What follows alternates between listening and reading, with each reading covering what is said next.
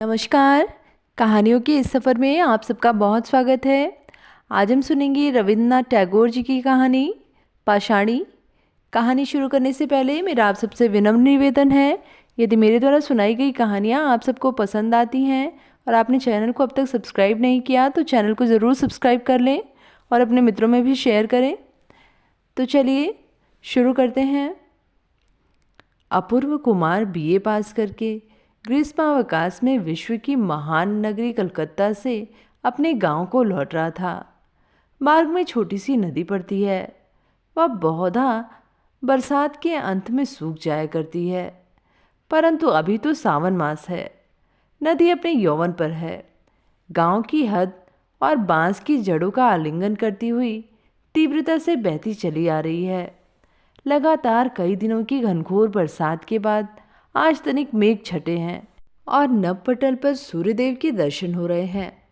नौका पर बैठे हुए अपूर्व कुमार के हृदय में बसी हुई प्रतिमा यदि दिखाई देती तो देखते कि वहाँ भी इस नवयुवक की हृदय सरिता 9 वर्षा से बिल्कुल तट तक भर गई है और सरिता का जल ज्योति से झिलमिल झिलमिल और वायु से छपछप कर रहा है। नौका यथास्थान घाट पर लगी है। नदी के उस तट पर से वृक्षों की आड़ में से अपूर्व के घर की छत स्पष्ट दिखाई दे रही है। घर पर किसी को खबर तक नहीं कि अपूर्व शहर से लौट रहा है, अतः घर पर से लिवाने के लिए कोई नहीं आया। नाविक सूटकेस उठाने के लिए तैयार हुआ तो अपूर्व ने उसे इनकार कर दिया। वह स्वयं ही सूटकेस हाथ में उठाकर आनंद की लहर से झटपट नौका से उतर पड़ा। उतरते ही घाट पर थी फिसलन। सूटकेस सहित वह दलदल में गिर पड़ा और ज्यों ही गिरा त्यों ही न जाने किधर से मोटी ऊंची हास लहरी ने आकर समीप के पीपल पर बैठी हुई चिड़ियों को उड़ा दिया। अपूर्व बहुत ही लज्जित हुआ और झटपट स्वयं को संभालकर चहुं ओर देखने लगा। देखा कि घाट के एक छोर पर जहां महाजन की नौका से नई ईंटें उतारकर इकट्ठी की गई हैं, उन्हीं पर बैठी हुई एक नौयौवना हंसते हंसते लोटपोट हो रही है। अपूर्व ने पहचान लिया कि वह उसी के पड़ोसी की लाडली बेटी मृगमयी है। पहले इनका घर यहाँ से बहुत दूरी पर बड़ी नदी के तट पर था। 2-3 साल गुजरे। नदी की बाढ़ के कारण उन्हें वह स्थान छोड़कर वहाँ चला आना पड़ा। मृगमयी के विषय में बहुत कुछ अपवाद सुनने के लिए मिलता है। ग्रामीणवासी पुरुष तो इसे स्नेह के स्वर में पगली कहकर पुकारते हैं, लेकिन उनकी घरवालियाँ इसके उद्दंड स्वभाव से सर्वदा त्रस्त, चिंतित और शंकित रहा करती हैं। गांव के छोकरों के साथ ही उसका खेल होता है, क्योंकि समवयस्क लड़कियों के प्रति उसकी अवज्ञा की सीमा नहीं। बालकों के राज्य में यह लड़की एक प्रकार से शत्रु पक्ष की सेना के उपद्रव के समान सी प्रतीत होती है। पिता की लाडली बिटिया ठहरी और इसीलिए वह इतनी निर्भय रहती है। वास्तव में इस विषय में मृगमयी की माँ अपनी सहेलियों के आगे हर समय अपने पति के विरुद्ध फरियाद किया करती, मगर फिर भी यह सोचकर कि पिता बेटी को लाड करते हैं और जब वे अवकाश के समय घर रहते हैं तो मृगमयी के नेत्रों के अश्रु उनके हृदय पटल पर बहुत ही आघात पहुंचाते हैं। वे प्रवासी पति का स्मरण करके लड़की को किसी भी तरह पीड़ा नहीं पहुंचा सकती। मृगमयी का रंग दिखने में अधिक साफ नहीं है। छोटे छोटे घुंघराले केश पीठ पर आच्छादित रहते हैं। चेहरे पर बिल्कुल बचपना छाया रहता है। बड़ी बड़ी कजरारी आंखों में न तो लज्जा है, न भय और न हाव भाव में किसी प्रकार का संशय। वह लंबी, परिपुष्ट, स्वस्थ और सबल है। उसकी आयु अधिक है या कम, यह प्रश्न किसी के मन में उठता ही नहीं। यदि उठता तो ग्रामीण पड़ोसी इस बात पर माँ बाप की निंदा करते कि अभी तक यह कुंवारी ही फिर रही है। जब कभी गांव के विदेशी जमींदार की नौका आकर घाट पर लगती है तो उस दिन ग्रामीणवासी उनकी आव भगत में घबरा से जाते हैं। गृहिणियों की मुख रंग भूमि पर अकस्मात नाक के नीचे तक अवकुंठन खिंच जाता है, परंतु मृगमयी न जाने कहाँ से किसी के वस्त्रों से हीन बच्चे को उठाए हुए घुंघराले केशों को पीठ पर बिखेरे जा खड़ी होती है। जिस देश में कोई शिकारी नहीं, कोई मुसीबत नहीं, उस देश की मृगी शावक की तरह निडर खड़ी हुई आश्चर्यचकित सी देखा करती और अंत में बाल संगियों के पास जाकर इस नए मानव के आचार व्यवहार के विषय में विस्तार के साथ भूमिका बांधती। हमारे अपूर्व कुमार ने अवकाश के दिनों में घर आकर इससे पहले और भी 2-4 बार इस सीमाहीन नौयुवना को देखा है और फालतू समय में, यहाँ तक कि काम के समय में भी इसके विषय में विचार किया है।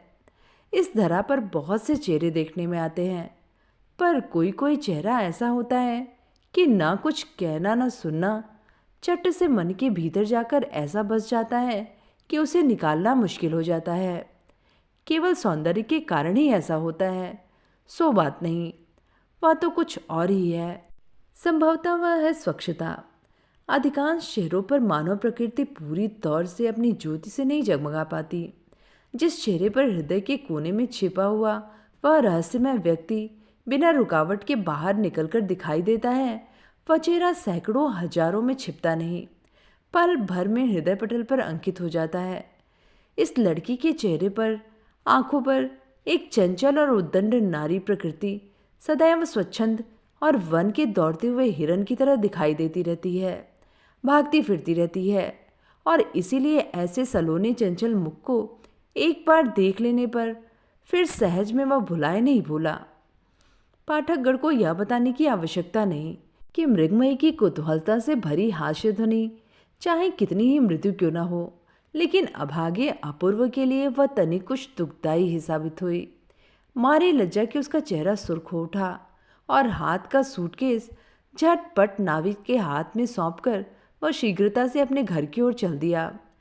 नदी का किनारा, वृक्षों की छाया, पक्षियों का मृदु कलरव, प्रभात की मीठी मीठी धूप और 20 वर्ष की अवस्था, कतिपय ईंटों का ढेर, ऐसा कुछ खास उल्लेख योग्य नहीं, पर उस पर जो मानवी बैठी थी उसने उस शुष्क और नीरस आसन पर भी एक प्रकार का मूक सौंदर्य का भाव फैला दिया था। छी छी, ऐसे दृश्य के मध्य में प्रथम पग उठाते ही जिसका सारा का सारा व्यक्तित्व प्रहसर में परिवर्तित हो जाए, तो उसके भाग्य की इससे बढ़कर निष्ठुरता और क्या हो सकती है।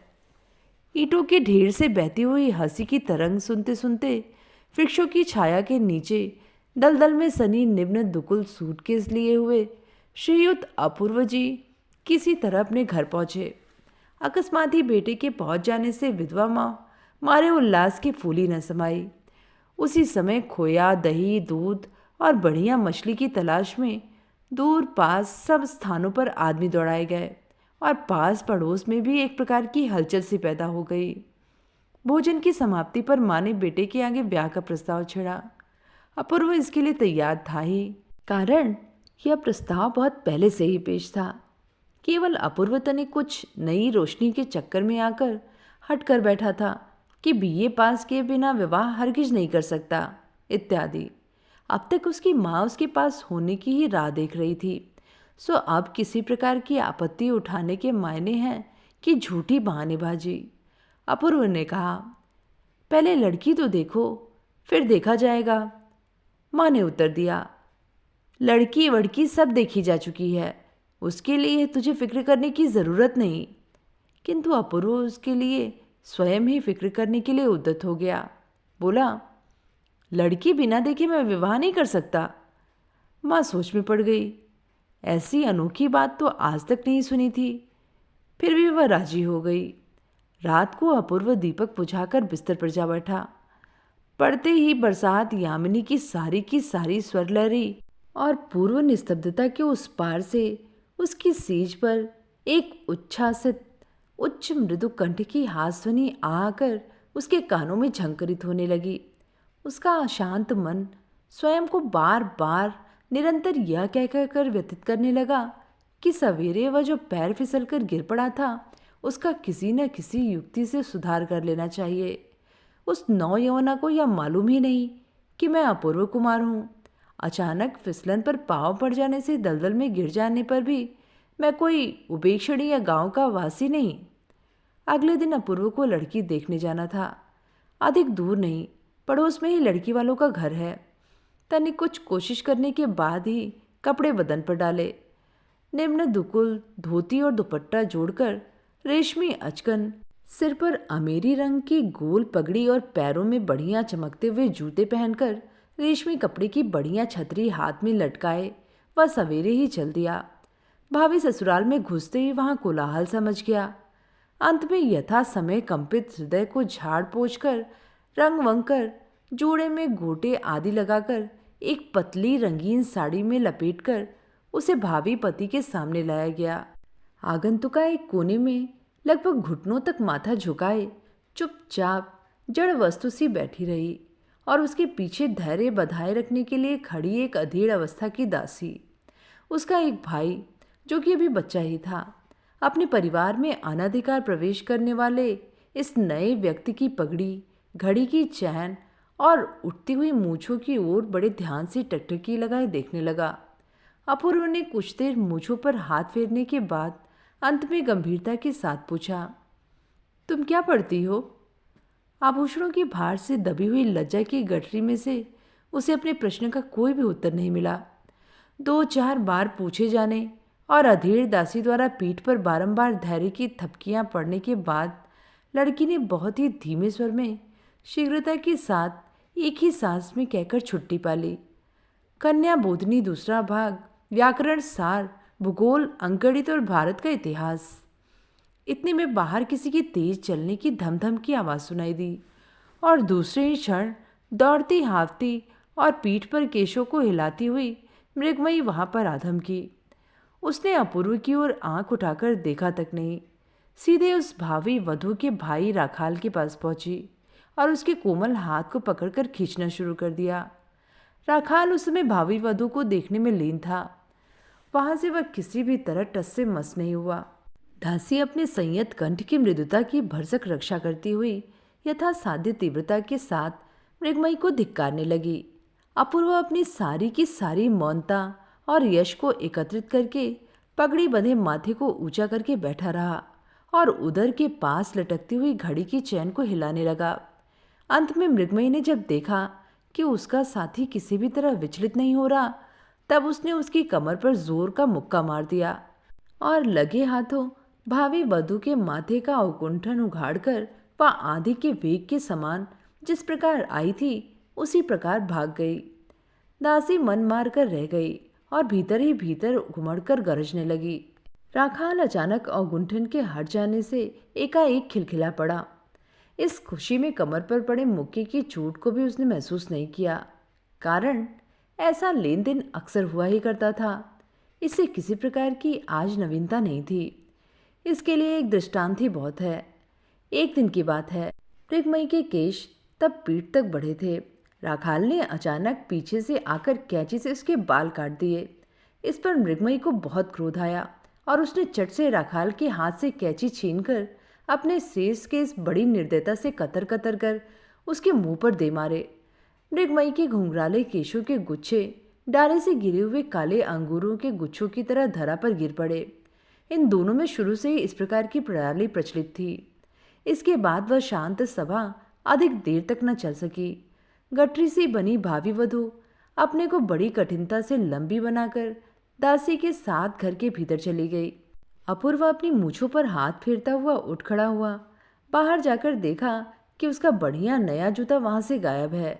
बहुत प्रयत्न करने पर भी इस बात का पता नहीं लगा कि जूते कौन ले गया और कहाँ गए।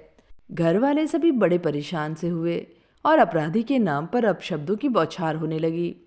जब किसी प्रकार भी जूतों का पता नहीं लगा तो अंत में विवश होकर घर के मालिक की फटी पुरानी ढीली चट्टी पहनकर पतलून पगड़ी से सुसज्जित अपूर्व गांव के कीचड़ वाले रास्ते को बहुत सावधानी के साथ पार करता हुआ घर की ओर चल दिया।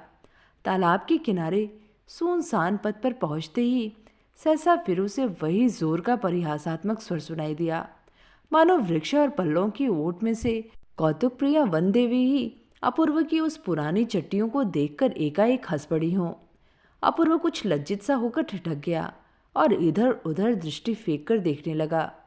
इतने में सघन झाड़ियों में से निकलकर किसी निर्लज्ज अपराधिनी ने उसके सामने नए जूते रख दिए और चट से बाहर जाने के लिए उद्यत हुई कि अपूर्व ने उसके दोनों हाथ पकड़कर अपनी कैद में ले लिया। मृगमयी ने यथाशक्ति टेढ़ी तिरछी होकर पूरी शक्ति का प्रयोग करके भागने का बहुत प्रयत्न किया, लेकिन सब व्यर्थ। घुंघराले केशों से घेरे हुए उसके गोल मटोल चेहरे पर सूर्य की किरणें वृक्षों की डालियों और पल्लों में छन छन कर पड़ने लगी। कुतूहलता से वशीभूत होकर कोई पथिक जिस प्रकार दिवाकर की किरणों से चमकती हुई स्वच्छ चंचल निर्झरणी की ओर झुककर टकटकी लगाए उसकी तली को देखता रहता है, ठीक उसी तरह अपूर्व ने मृगमयी के ऊपर उठे चेहरे पर तनिक झुककर उसकी खंजन सी चंचल आंखों के भीतर गहरी दृष्टि फेंक कर देखा और फिर बहुत धीमे से उसे अपनी मुट्ठियों के बंधन से मुक्त कर दिया। अपूर्व क्रोधित मुद्रा में मृगमयी को पकड़कर मारता तो उसे तनिक भी अचंभा न होता, किंतु इस प्रकार सुनसान पथ में इस अनोखी सजा का वह कुछ अर्थ ही न समझ सकी। नर्तन करती हुई प्रकृति नटी के नूपुरों की झंकार की भांति फिर वही हास्य ध्वनि उस नीरव पथ में गूंज उठी और चिंतातुर अपूर्व धीरे धीरे पग उठाता हुआ घर की ओर चल दिया। अपूर्व उस दिन अनेक प्रकार के बहाने बना बनाकर न तो घर के अंदर गया, न माँ से भेंट की।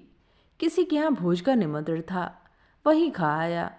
अपूर्व जैसा पढ़ा लिखा और भावुक नवयुवक एक मामूली पढ़ी लिखी लड़की के मुकाबले अपने छिपे हुए गौरव का बखान करने और उसे आंतरिक महत्ता का पूर्ण परिचय देने के लिए क्यों इतना आतुर हो उठा, यह समझना बहुत कठिन है।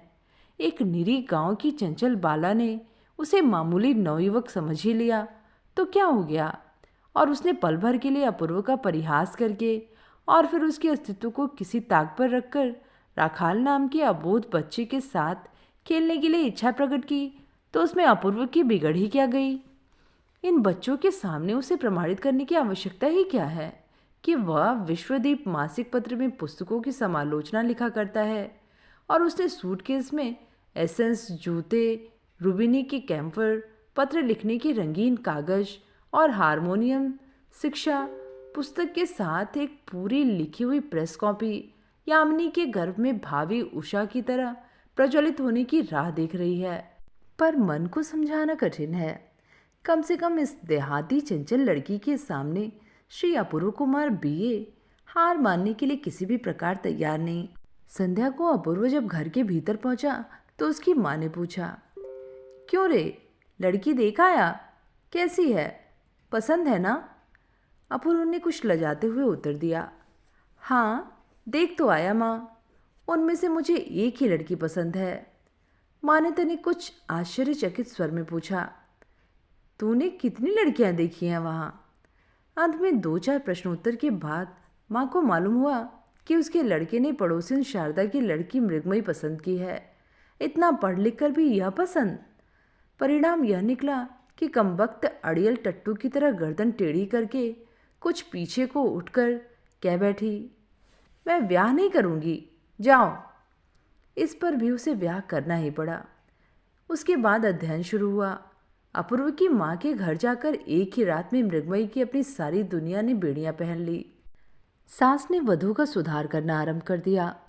बहुत ही कठोर मुद्रा बनाकर उससे बोली, देखो बेटी, अब तुम नन्ही बच्ची नहीं रही, हमारे घर में ऐसी बेहयाई नहीं चलेगी। सास ने यह बात जिस भाव से कही, मृगमयी ठीक उसे उसी रूप में न समझ सकी। उसने विचारा कि इस घर में यदि न चले तो शायद कहीं दूसरी जगह जाना पड़ेगा। मध्याह्न के बाद वह घर में नहीं दिखाई दी। कहाँ गई शोर मच गया, ढूंढ शुरू हुई। अंत में विश्वासघातक राखाल ने उसके गुप्त स्थान का पता बताकर उसे कैद करवा ही दिया। वह वड़ वृक्ष के नीचे श्री राधाकांत जी के टूटे रथ में जाकर छिप गई थी। सभी के सामने माँ ने और पास पड़ोस के गृह स्त्रियों ने उसे कितना डांटा फटकारा और लज्जित किया, इसकी कल्पना स्वयं आप ही बना ले तो अच्छा हो। रात्रि को खूब घनघोर घटाएं छा गईं और रिमझिम रिमझिम मेघ बरसने लगा। अपूर्व ने धीरे से मृगमयी के पास सैया पर जाकर उसके कान में धीमे से स्वर में कहा, मृगमयी, क्या तुम मुझे प्यार नहीं करती? मृगमयी ने तत्काल ही कड़क कर उत्तर दिया, नहीं, मैं तुम्हारे से हरगिज प्यार नहीं कर सकती। मानो उसने सारे गुस्से की पोटली अपूर्व के माथे पर दे मारी। अपूर्व ने खीन स्वर में पूछा, क्यों, मैंने तुम्हारा क्या बिगाड़ा है? इस दोष की संतोषजनक कैफियत देना तो कठिन है। अपूर्व ने मन ही मन कहा, इस विद्रोही मन को जैसे भी हो वश में तो करना ही होगा। अगले रोज सास ने मृगमयी में विद्रोह भाव के सब लक्षण देखकर उसे अंदर के कोठे में बंद कर दिया। पिंजड़े में फंसी नई चिड़िया की तरह पहले तो वह कोठे के अंदर फड़फड़ाती रही। अंत में जब कहीं से भी भागने का कोई मार्ग दिखाई न दिया तो हताश, क्रोध से उन्मत्त हो बिछौने की चादर की दांत से धज्जियां उड़ा दी और धरा पर औंधी गिर पड़ी और मन ही मन पिता की याद करके रोने चिल्लाने लगी। ठीक इस समय धीरे से कोई उसके समीप जाकर बैठ गया। बड़े स्नेह से उसके धूल धूसरित केशों को कपोलों पर से एक ओर हटा देने का प्रयत्न करने लगा। मृगमयी ने बड़े जोर से अपना सिर हिलाकर उसका हाथ हटा दिया। अपूर्व ने उसके कानों के पास अपना मुंह ले जाकर बहुत ही कोमल स्वर में कहा, मैंने चुपके से द्वार खोल दिया है, चलो अपने पीछे के बगीचे में आ जाएं। मृगमयी ने जोर से सिर हिलाते हुए कहा, नहीं। अपूर्व ने उसकी ठोड़ी पकड़कर उसका मुंह ऊपर को उठाना चाहा और बोला, एक बार देखो तो सही कौन आया है। राखाल धरा पर औंधी लेटी हुई मृगमयी को घूरता हुआ हाथ बुद्धि ही द्वार पर खड़ा था। मृगमयी ने बिना मुंह उठाए ही अपूर्व का हाथ झटक कर अलग कर दिया। अपूर्व ने कहा, देखो राखाल तुम्हारे साथ खेलने आया है, इसके साथ खेलने नहीं जाओगी? उसने कुपित स्वर में कहा, नहीं। राखाल ने भी देखा कि मामला बहुत संगीन है। वह किसी प्रकार वहां से निकल जान बचाकर भाग गया। अपूर्व चुपचाप बैठा रहा। जब मृगमयी अश्रु बहाकर सो गई तब वह चुपके से उठा और द्वार की साकल चढ़ा दबे पांव वहां से चल दिया। इसके अगले ही रोज मृगमयी को पिता की एक चिट्ठी मिली। उसमें उन्होंने प्राण प्यारी बेटी मृगमयी के ब्याह में न आने के कारण विलाप करके अंत में नव दंपति को शुभ आशीष दिया था। मृगमयी ने सास माँ के पास जाकर कहा, मैं पिताजी के पास जाऊंगी। सास माँ ने अनायासी वधू का इस असंभव प्रार्थना को सुनकर उसे फटकार दिया। बोली, पिता का कहीं ठौर ठिकाना भी है कि ऐसे ही पिताजी के पास जाएगी? तेरा तो हर काम दुनिया से निराला ही है। लाड मुझे पसंद नहीं। वधू ने कोई उत्तर नहीं दिया। अपने कमरे में जाकर उसने भीतर से द्वार बंद कर लिया और बिल्कुल निराश मानो जिस प्रकार देवी देवताओं से प्रार्थना करता है उस तरह वह कहने लगी, पिताजी तुम मुझे ले जाओ यहाँ से, यहाँ मेरा कोई नहीं है, मैं यहाँ जीवित न रह सकूँगी। अधिक रात चले जाने पर जब उसके पति निद्रा में खो गए तब वह चुपके से द्वार खोलकर बाहर चल दी। वास्तव में बीच बीच में मेघों की गर्जन सुनाई देती थी, फिर भी बिजली की रोशनी में रास्ता दिखाई देने लायक काफ़ी रोशनी थी। पिताजी के पास जाने के लिए कौन से रास्ते को पकड़ना चाहिए मृगमयी को कुछ भी पता न था। उसे तो केवल इतना ही विश्वास था कि जिस रास्ते में पत्रवाहक डाक लेकर जाते हैं उसी मार्ग से दुनिया के किसी भी ठिकाने पर पहुंचा जा सकता है। मृगमयी भी उसी रास्ते पर चलती रही। चलते चलते उसके शरीर का चूरा हो गया। रात्रि का लगभग अंतिम पहर भी खत्म हो गया। सुनसान वन में जबकि 2-4 पक्षी पंख हिला हिलाकर अनिश्चित स्वर में बोलना चाहते थे और समय का पूर्ण निर्णय न कर सकने के कारण दुविधा में फंस चुप रह जाते थे, उस समय मृगमयी सड़क के किनारे नदी के तट पर के बाजार में पहुंची। इसके बाद वह विचार कर रही थी कि अब किस ओर चलना चाहिए। इतने में उसे परिचित झमझम शब्द सुनाई दिया। थोड़ी देर में कंधे पर चिट्ठियों का थैला लटकाए हाँफता हुआ पत्रवाहक खट आ पहुंचा। मृगमयी जल्दी से उसके पास जाकर करुण स्वर में बोली, कुशीनगर में पिताजी के पास जाऊंगी, तो मुझे साथ ले चलोगे ना? उसने उत्तर दिया, कुशीगंज कहाँ है इसका मुझे नहीं मालूम। छोटा सा उत्तर देकर वह घाट पर जा पहुंचा और घाट पर बधी हुई डाक की नाव में बैठकर नाविक को जगाकर नौका खुलवा दी। उस समय उसे किसी पर दया करने या पूछताछ करने की फुर्सत नहीं थी। देखते देखते बाजार और घाट सजग हो गए। मृगमयी ने घाट पर पहुंचकर एक नाविक से कहा, मुझे कुशीगंज पहुंचा सकोगे? उस नाविक के उत्तर देने से पहले ही बगल की नौका पर से कोई बोल उठा, अरे कौन है मृगी बिटिया, तू यहाँ कैसे आई? मृगमयी ने व्यग्रता से उत्तर दिया, बनमाली, मैं पिताजी के पास कुशीनगर जाऊंगी, तू अपनी नौका पर मुझे ले चल। बनमाली उसके गांव का ही नाविक था। वह उस उच्छृंखल मानवी को भली भांति पहचानता था। उसने पूछा, बाबूजी के पास जाएगी बिटिया? बड़ी अच्छी बात है, चल मैं तुझे पहुंचा दूं। मृगमयी नौका पर जा बैठी। नाविक ने नौका छोड़ दी। मेघों ने अश्रु बहाना शुरू कर दिया। सावन भादों के समान पूरी चढ़ी हुई नदी के थपेड़े नौका को जोर से हिलाने लगे। मृगमयी का सारा शरीर थकावट और नींद के मारे टूटने सा लगा। आंखें नींद से बोझिल हो गई और वह अंचल बिछाकर लेट रही, और लेटते ही वह चंचल नौयवना नदी के इंडोले में प्रकृति की स्नेह छाया में पालित शिशु की तरह बेधड़क सो गई। आंख खोली तो देखा कि वह अपनी ससुराल में पड़ी सो रही है। उसे जगते देख मारी बड़बड़ाने लगी। उसका बड़बड़ाना सुनकर सासू माँ भी आ पहुंची और जो मन में आया वह कहा। मृगमयी आंखें फाड़ फाड़ कर शांत हो उनके मुख की ओर देखती रही। अंत में सासू माँ ने जब उसके पिता की शिक्षा पर व्यंग करना शुरू कर दिया, तब मृगमयी ने जल्दी से उठ बगल की कोठरी में घुसकर अंदर से द्वार बंद कर लिया। अपूर्व ने लाज को बिल्कुल ही ताक पर रखकर माँ से कहा, माँ, वधू को 2-4 दिन के लिए उसके घर ही भेज देने में कोई हर्ष की बात नहीं। माँ ने अपूर्व को बुरी तरह आड़े हाथों लिया।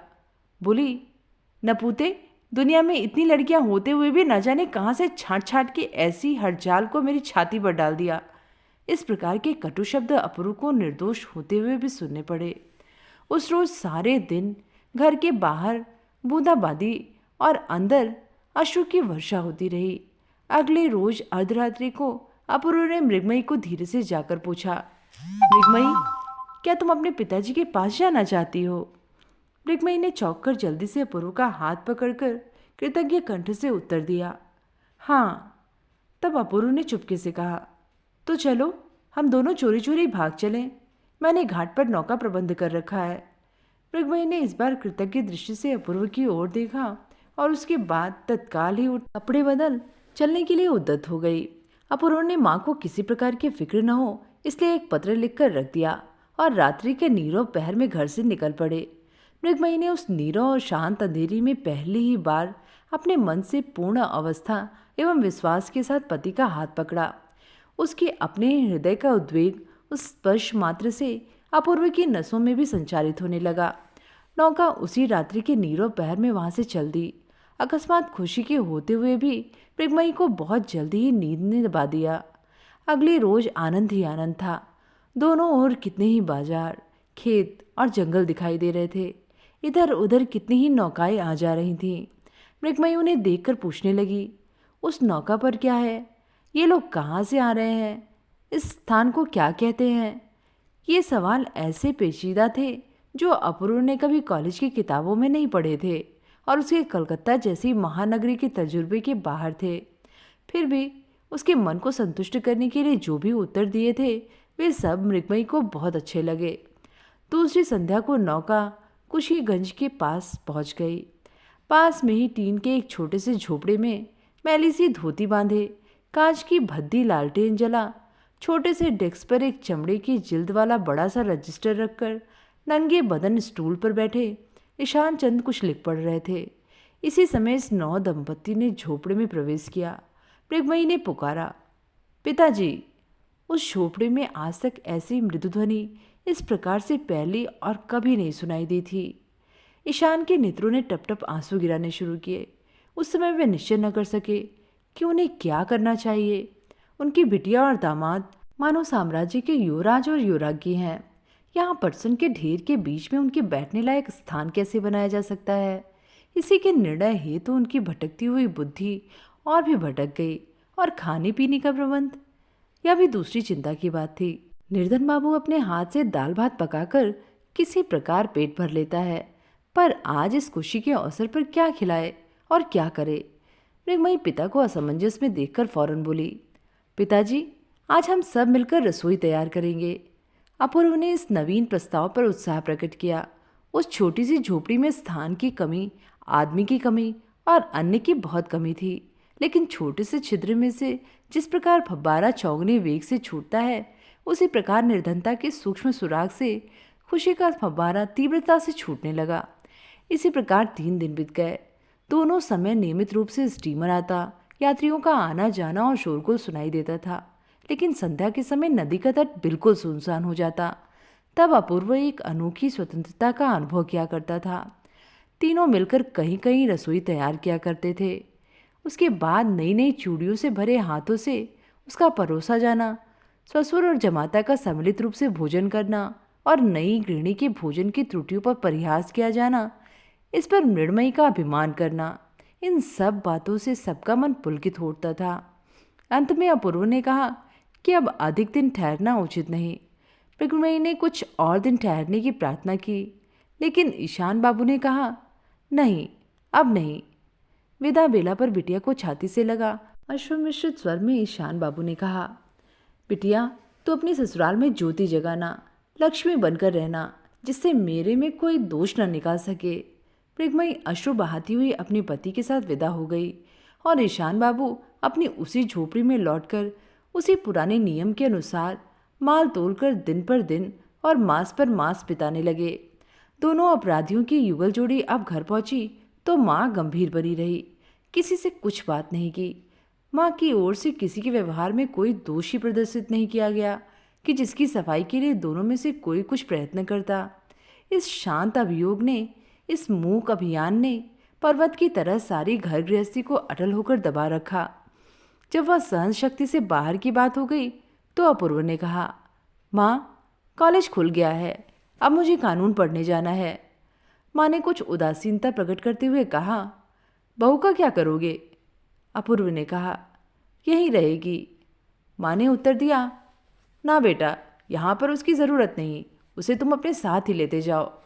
अपूर्व ने अभिमान पीड़ित स्वर में कहा, जैसी इच्छा। कलकत्ता लौटने की तैयारी माँ करने लगी। लौटने के एक दिन पहले रात को अपूर्व जब अपने कमरे में विश्राम के लिए गया तो देखा कि मृगमयी सैया पर पड़ी रो रही है। अनायास से उसके हृदय को चोट पहुंची। व्यक्त स्वर में बोला, मृगमयी, मेरे साथ महानगरी चलने का मन नहीं चाहता क्या? मृगमयी ने उत्तर दिया, नहीं। अपूर्व ने पुनः पूछा, क्या तुम मुझसे प्रेम नहीं करती? इस प्रश्न का कुछ भी उत्तर न मिला। विशेषतया इस प्रकार के प्रश्न का उत्तर बहुत ही सरल हुआ करता है, किंतु कभी कभी इसके अंदर मन स्तर की इतनी जटिलता होती है कि कन्या से ठीक वैसे उत्तर की आशा नहीं की जा सकती। अपूर्व ने प्रश्न किया, राखाल को छोड़कर यहाँ से चलने की इच्छा नहीं होती है क्या? मृगमयी ने बड़ी सुगमता से उत्तर दिया, हाँ। इसे सुनकर बीए पास अपूर्व के हृदय में सुई के बराबर बालक राखाल की ओर से ईर्ष्या का अंकुर उठ खड़ा हुआ। बोला, बहुत दिनों तक गांव नहीं लौट सकूंगा, शायद 2-2.5 साल या इससे भी अधिक समय लग जाए। इसके विषय में कुछ न कहकर मृगमयी बोली, वापस आते समय राखाल के लिए एक बढ़िया सा राजस का चाकू लेते आना। अपूर्व लेटे हुए था। तनिक उठकर बैठा और बोला, तो तुम यहीं रहोगी? मृगमयी ने उत्तर दिया, हाँ, अपनी माँ के पास जाकर रहूंगी। अपूर्व ने ठंडी सी उच्छ्वास छोड़ी। बोला, अच्छा, वहीं रहना।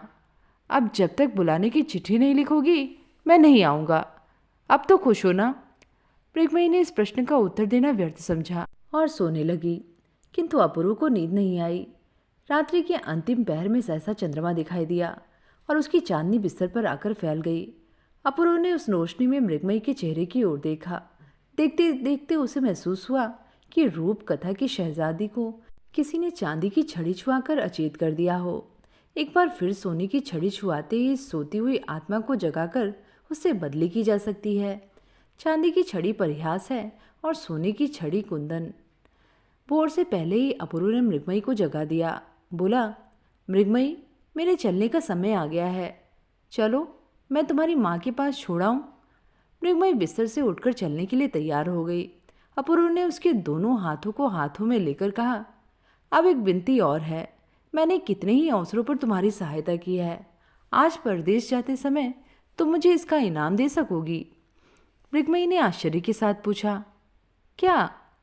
अपूर्व ने कहा, स्वेच्छा से केवल एक चुम्बन दे दो।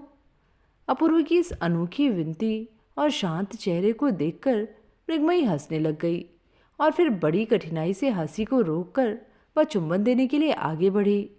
अपूर्व के मुंह के पास मुंह ले जाकर उससे न रहा गया, खिलखिलाकर हंस पड़ी।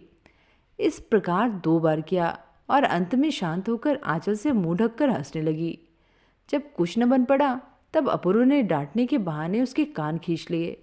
अपूर्व ने भी बड़ी भारी प्रतिज्ञा कर रखी थी कि वह जबरदस्ती से कभी भी मृगमयी से कुछ नहीं लेगा, क्योंकि इसमें वह अपना अपमान समझता था। उसकी इच्छा थी कि देवताओं के समान सगौरव रहकर स्वेच्छा से भेंट किए हुए उपहार को पाए और अपने हाथ से उठाकर कुछ भी न ले। मृगमयी फिर न हंसी। अपूर्व उसे उषा की प्रथम किरणों में निर्जन पथ से उसकी माँ के घर छोड़ाया। फिर लौटकर माँ से बोला, माँ, बहुत सोच विचार कर इस निर्णय पर पहुंचा कि वधु को कलकत्ता ले जाने से पढ़ाई में बहुत नुकसान होगा और फिर उसकी वहाँ कोई साथिन भी तो ना है। तुम तो उसको अपने पास रखना नहीं चाहती, इसीलिए मैं उसे उसके घर छोड़ाया हूँ। इस प्रकार गर्व के चूर्ण में ही माँ पुत्र का विच्छेद हुआ।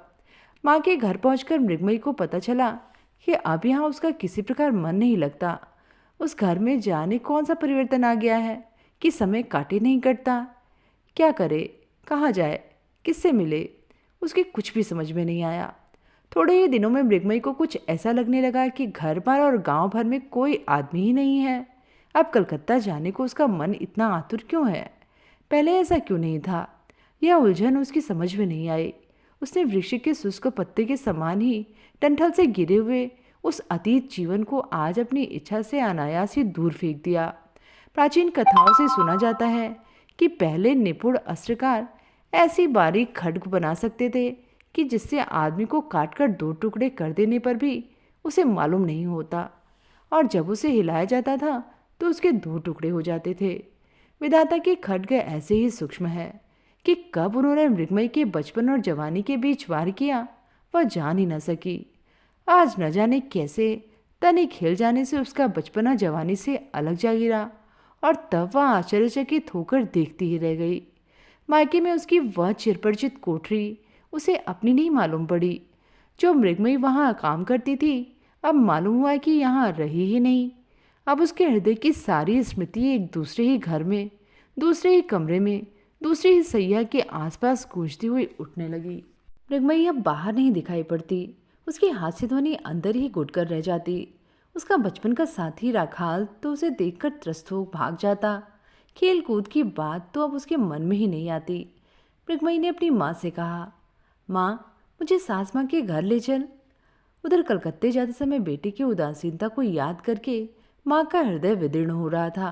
क्रोध में आकर वधु को अपनी ससुराल छोड़ाया। यह बात उसके मन में सुई की तरह चुभने लगी थी। इतने में एक दिन अवगुंठन डाले मृगमयी आ पहुंची। चेहरा उसका मुरझा सा गया था और उसने सास माँ के चरणों का स्पर्श किया। आशीष देने के स्थान पर सास माँ की आंखों में अश्रु भर आए। उसी क्षण दोनों का मिलाप हो गया। मृगमयी के चेहरे की ओर निहार कर सासू माँ को बड़ा आश्चर्य हुआ। अब वह पहली मृगमयी नहीं रही थी। ऐसा परिवर्तन तो कतिपय सबके लिए संभव नहीं। ऐसे परिवर्तनों के लिए बड़ी ताकत की आवश्यकता होती है। सास माँ ने बहुत सोच समझकर निश्चय किया था कि वधु के सारे दोषों को धीरे धीरे सुधारेगी, किंतु यहाँ तो पहले से ही किसी विशेष सुधारक ने उसे नवजीवन दे डाला था। अब वधु ने सासू माँ को अच्छी तरह पहचान लिया था और सासू माँ ने उसको। मृगमयी के हृदय में आषाढ़ माह के सजल मेघों के समान अश्रुओं से पूर्ण गर्व उमड़ने लगा। उस गर्व से उसकी बड़ी बड़ी आंखों की छायादार घनी पलकों पर और भी गहरा आवरण डाल दिया। वह मनी मन अपूर्व से कहने लगी, मैं अब तक अपने को समझ न सकी तो ना सही, पर तुमने मुझे क्यों नहीं समझने का प्रयत्न किया? तुमने मुझे दंड क्यों नहीं दिया? मुझ डायन ने जब तुम्हारे साथ महानगरी चलने को इनकार किया तो तुम मुझे जबरदस्ती पकड़कर क्यों नहीं ले गए? तुमने मेरा कहना क्यों पूरा किया? मेरे हट के आगे क्यों झुके? मेरी अवज्ञा को क्यों सहन किया? इसके उपरांत फिर उसे उस दिन की याद आई। पहले पहल जिस दिन अपूर्व सवेरे तालाब के किनारे सुनसान रास्ते में उसे बंदी बनाकर मुंह से कुछ न कहकर केवल उसके मुख की ओर निहारता रहा था। उस दिन के उस तालाब की, उस पथ की, वृक्ष के नीचे उस छाया की, भोर की उस सुनहरी धूप की, हृदय भार से झुकी हुई उस गहरी चितवन की उसे स्मृति छा गई और सहसा उसका पूरा पूरा अर्थ अब उसकी समझ में आ गया था। इसके उपरांत विदा की बेला पर जिस चुंबन को वह अपूर्व के होठों तक ले जाकर लौटा लाई थी, वह अधूरा चुंबन अब मरु मरीचिका की ओर त्रिशत मृग की तरह उत्तरोत्तर तीव्रता के साथ उन बीते हुए दिनों की ओर उड़ान भरने लगा, किंतु तृष्णा उसकी किसी प्रकार भी न मिट सकी। अब रह रहकर उसके मन में यही बातें उठा करती। यदि उस समय तू ऐसा करती, उनकी बात का यदि ऐसा उत्तर देती, तब ऐसा करती। अपूर्व के मस्तिष्क में इस बात का बड़ा दुख रहा कि मृगमयी ने उसे अच्छी तरह पहचाना नहीं, और मृगमयी ने भी आज बैठे बैठे यही सोचा कि उन्होंने उसे क्या समझा होगा, क्या सोचते होंगे। अपूर्व ने उसे पाषाणी, चंचल, उद्दंड, नादान लड़की समझ लिया होगा। लबालब भरे हुए तरलामृत की धारा से अपनी प्रेम तृष्णा मिटाने में उसे समर्थ नौयौवना नहीं जाना। इस वेदना से धिक्कार के मारे लज्जा से वह धारा में धसी चली जा रही थी और प्रीतम के चुंबन और सुहाग के उस ऋण को वह अपूर्व के तकिए को दे देकर उऋण होने का प्रयत्न करने लगी। इसी प्रकार काफ़ी दिन बीत गए। चलते समय अपूर्व कह गया था, जब तक तुम्हारा पत्र नहीं आएगा तब तक मैं नहीं आऊँगा। मृगमयी इसी बात को याद कर कमरे का द्वार बंद कर एक दिन पत्र लिखने के लिए बैठी। अपूर्व ने जो सुनहरी किरणों के कागज दिए थे उसे निकालकर बैठी बैठी विचारने लगी। क्या लिखे? बड़े यत्न के बाद हाथ जमाकर टेढ़ी मेढ़ी रेखाएं अंकित कर उंगलियों में स्याही पोत कर छोटे बड़े अक्षरों में ऊपर संबोधन बिना किए ही एकदम लिख दिया। तुम मुझे चिट्ठी क्यों नहीं भेजते? तुम कौन हो? घर चले आओ। वह सोचकर भी किसी निर्णय पर न पहुंच सकी। अंत में उसने कुछ विचार कर लिया। अब मुझे चिट्ठी लिखना और कैसे रहते हो सो लिखना, जल्दी आना, सब अच्छी तरह है। और कल हमारी काली गाय की बछड़ा हुआ। इतना लिखकर चिट्ठी लिफाफे में बंद कर दी और फिर हृदय के प्यार से सिंचित शब्दों में लिख दिया, श्रीयुत अपूर्व कुमार राय। प्यार चाहे कितना ही उड़ेला गया हो, किंतु तो भी रेखा सीधी, अक्षर सुंदर और लिखावट सही नहीं हुई। लिफाफे पर नाम के सिवा और कुछ भी लिखना आवश्यक है, मृगमयी इस बात से परिचित न थी। कहीं सास माँ या कोई और न देख ले, इस भय से लिफाफे को विश्वस्त दासी के हाथ डाक में डलवा दिया। कहने की आवश्यकता नहीं कि उस पत्र का कुछ फल नहीं निकला और अपूर्व घर नहीं लौटा। माँ ने देखा कि कॉलेज बंद हो गया, फिर भी अपूर्व घर नहीं आया। सोचा अब भी वह उनसे गुस्से है। मृगमयी ने भी समझ लिया कि अपूर्व उससे गुस्सा कर रहा है और तब वह अपने पत्र की याद करके मारे लज्जा के गड़ जाने लगी। वह पत्र उसका कितना तुच्छ और छोटा था। उसमें तो कोई बात ही नहीं लिखी गई। उसने अपने मन के भाव तो उसमें लिखे ही नहीं, फिर उनका दोष ही क्या? या सोच सोच कर वह तीर विधि शिकार की तरह भीतर ही भीतर तड़पने लगी। दासी से उसने बार बार पूछा, उस पत्र को तो डाक में डाला ही थी। दासी ने उसे कितनी ही बार समझाया, हाँ बहूजी, मैं खुद चिट्ठी को डब्बे में डाला ही हूँ, बाबूजी को वह मिल भी गई होगी। अंत में अपूर्व की माँ ने मृगमयी के पास बुलाकर पूछा, बहू, वह बहुत दिनों से घर नहीं आया, मन चाहता है कलकत्ता जाकर उसे देखाऊं, क्या तुम साथ चलोगी? मृगमयी जबान से कुछ न कह सकी, परंतु स्वीकृत रूप में सिर हिला दिया और अपने कमरे में जाकर तकिए को छाती से लगाकर इधर से उधर करवटें बदलकर हृदय के आवेश को दबाकर हल्की होने का प्रयत्न करने लगी और इसके बाद भावी आशंका के विषय में सोचकर रोने लगी। अपूर्व को सूचित किए बिना ही दोनों उसकी शुभकामना चाहती हुई कलकत्ता को चल दी। अपूर्व की माँ कलकत्ते में अपने दामाद के यहाँ ठहरी। उसी दिन संध्या को अपूर्व मृगमयी के पत्र की आस छोड़कर और वचन को भंग करके स्वयं ही पत्र लिखने के लिए बैठा था। तभी उसे जीजा जी का पत्र मिला कि तुम्हारी माँ आई है, जल्दी आकर मिलो और रात को भोजन यहीं करना। समाचार सब ठीक है। इतना पढ़ने पर भी उसका मन किसी अमंगल सूचना की आशंका कर घबरा उठा। वह तुरंत ही कपड़े बदल जीजाजी के घर की ओर चल दिया। मिलते ही उसने माँ से पूछा, माँ, सब मंगल तो है? माँ ने कहा, सब देवी की कृपा है। छुट्टियों में तो घर क्यों नहीं आया, इसीलिए मैं तुझे लेने आई हूँ। अपूर्व ने कहा, मेरे लिए इतनी तकलीफ उठाने की क्या ज़रूरत थी माँ, मैं तो कानून की परीक्षा के कारण। प्यालू करते समय दीदी ने पूछा, भैया, उस समय भाभी को तुम साथ ही क्यों नहीं लेते आए? भैया ने गंभीरता के साथ कहा, कानून की पढ़ाई थी दीदी। जीजा ने हंसकर कहा, यह सब तो बहाना है, असल में हमारे डर से लाने की हिम्मत नहीं पड़ी। दीदी बोली, बड़े डरपोक निकले भैया, कहीं इस डर से बुखार तो नहीं चढ़ा। इस तरह हंसी मजाक चलने लगा, परंतु अपूर्व वैसे ही उदासीन बना रहा। माँ जब कलकत्ते आई तब मृगमयी भी तो चाहती तो वह कलकत्ते आ सकती थी, पाषाणी कहेगी। इस प्रकार सोचते सोचते उसे सारा मानव जीवन व्यर्थ सा प्रतीत होने लगा। व्यालों के बाद बड़ी जोर की आंधी आई और बहुत तेज वर्षा होने लगी। दीदी ने कहा, भैया आज यहीं रह जाओ। अपूर्व ने कहा, नहीं दीदी, मुझे जाना ही होगा। बहुत सा काम पड़ा है।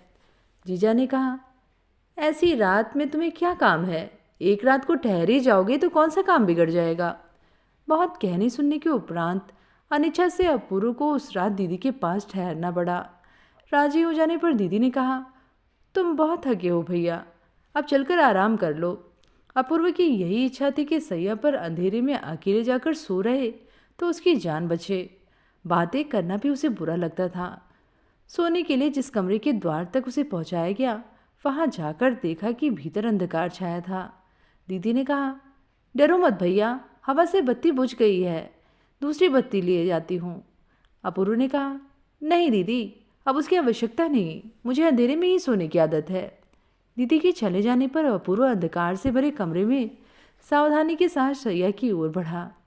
सैया पर बैठना चाहता था कि इतने में चूड़ियों के खनकने की आवाज़ सुनाई दी और कोमल बाहुपास में वह बुरी तरह जकड़ गया। उन्हीं क्षणों पुष्प से कोमल व्याकुल होष्ठों ने टाँकों के समान आकर अविरल अश्रुधारा के भीगे हुए चुंबनों के मारे उसे आश्चर्य प्रकट करने तक का अवसर न दिया। अपूर्व पहले तो चौंक पड़ा। इसके बाद उसकी समझ में आया कि जो काम वह पाषाणी को मनाने के लिए अधूरा छोड़ आया था, उसे आज अश्रुओं की धारा ने पूर्ण कर दिया। तो ये थी कहानी पाषाणी। कहानी आप सबको कैसी लगी नीचे कमेंट में ज़रूर लिखिएगा। फिर मिलेंगे एक नई कहानी के साथ। धन्यवाद।